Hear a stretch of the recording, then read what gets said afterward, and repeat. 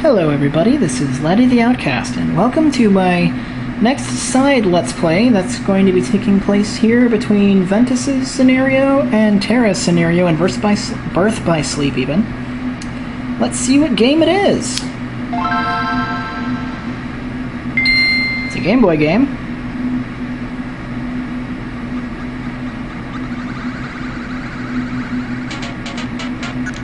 Welcome to Let's Play Kirby Nightmare in Dreamland. This game was released in 2002 for the Game Boy Advance and is actually a remake of one of the earlier Kirby titles. I believe it's a remake of Kirby's Adventure for the Nintendo Entertainment System. Get a little backstory about why we're doing this here.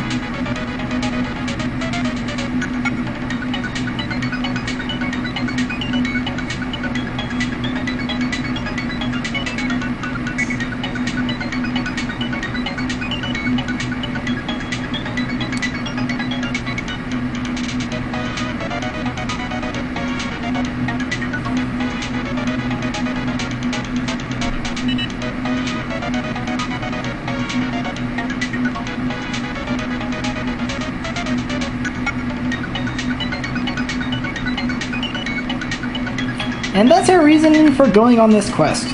As you see, I already have I guess you could say a 200% complete file, but I'm going to be starting a new one, so let's go!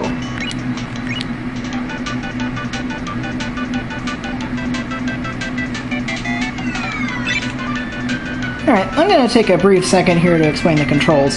Since this is a Game Boy game, it's rather simple. Use the control pad to move Kirby around.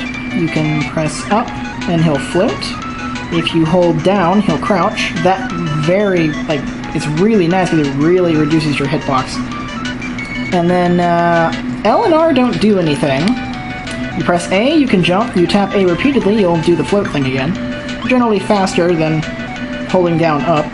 You press B, you will use your current power or attack, which in this case, since we're just regular old Kirby, it's just sucking in whatever's in front of us, whether it be an enemy or a block.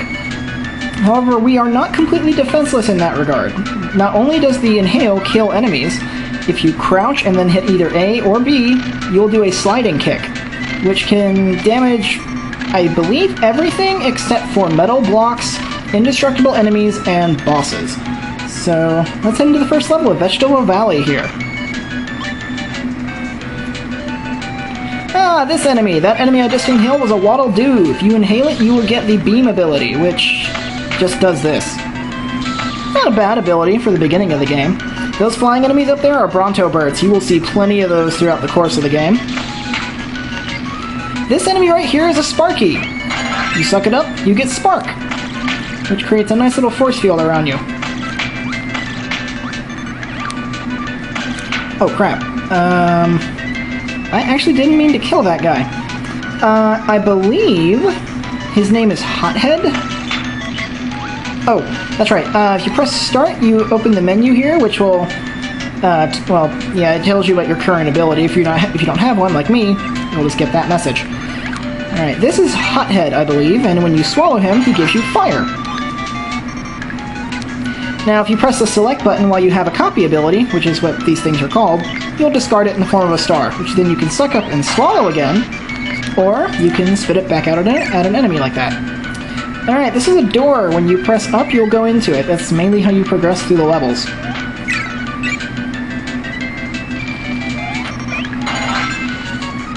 Oh, and if you double tap left or right while on the ground, you will dash. So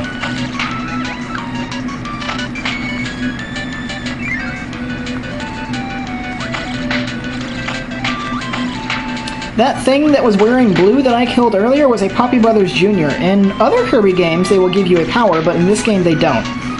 Alright, this is a food item called a Maxim Tomato. You'll notice below where I'm standing, you will see a whole bunch of information. You'll see what current ability I have in the bottom left corner. Next to that, you'll see how many lives I have.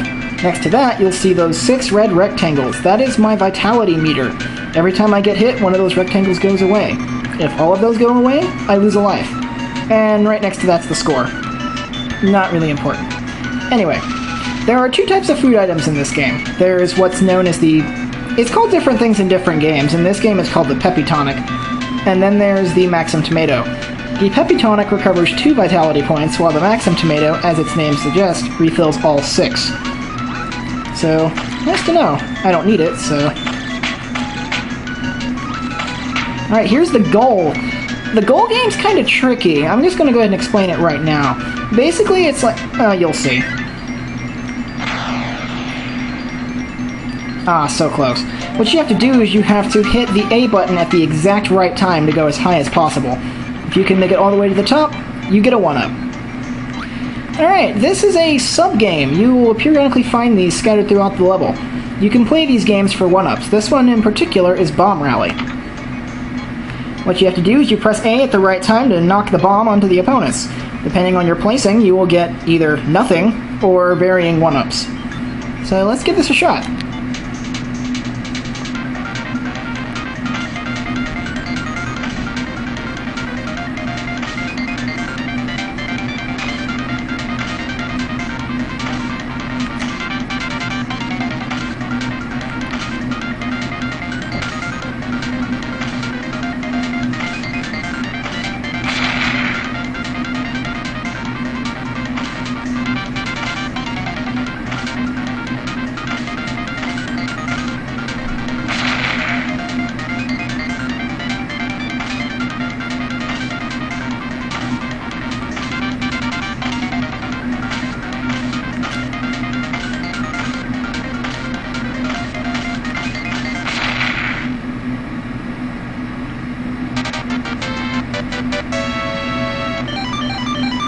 Nice, I got first place.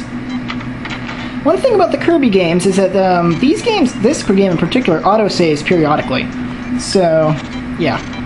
I can't abuse save files to try and get 3 1-ups every time. Although, on the flip side, the game resets your score and life count whenever you turn the game off and turn it back on. So you'll always resume with 0 points, no power, and 2 lives. In order to balance this out to make sure the game's not too hard, all of the minigame doors that you open that are closed will reopen. So, let's continue into this level. Alright, this guy. This little spike ball here is a Gordo. You cannot damage it in any way. However, in certain cases like this one, you can make it go off screen. The game likes to strategically place those in areas where they know it'll be annoying. Alright, this little cannon is a Shotzo. It's like a Gordo. You can't hurt it, except for the most part, you can't kill them. Alright, there's another enemy that gives an ability up there. I'm gonna try and get the Shotzo to aim away from him. That little yellow dude up there throwing that yellow thing is called Sir Kibble. Come on, Shotzo. And he gets the cutter ability. You will throw a little boomerang, which in other games will cut ropes and stuff, but there are no ropes and stuff like that to cut in this game. So,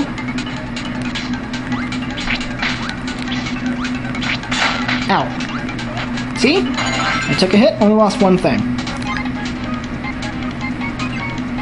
Alright, we're about to fight a mini-boss up here.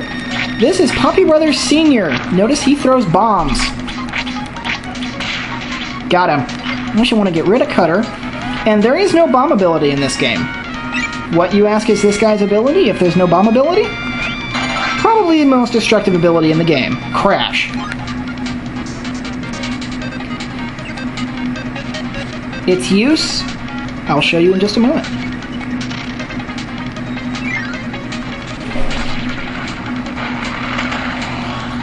Crash destroys everything on screen except for Gordos and Shotzos and does insane damage to bosses. There are also actually bosses that will give you Crash if you let them. So, ow.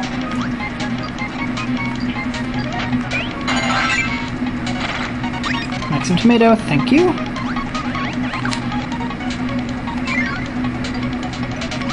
Alright, we're about to get one of my preferred abilities up here, I believe. Wait for that guy to go away. He's just gonna bounce around, isn't he? No, he's not. Okay. Alright, you know this little hole here? It's a little secret leading to a 1-up. There's secrets like that all over. Most of the time they lead to 1-ups or Maxim Tomatoes. But sometimes they can lead to switches. We won't encounter switches until, I want to say World 3. So, alright, that is Sword Knight. You suck him up, you get the sword ability. Unlike every other ability we've seen so far, sword actually has multiple attacks. In this game it only has 2. In other games it has more. In this game, you stand on the ground, you do a simple little slash. You jump in the air, you flip. Pretty easy.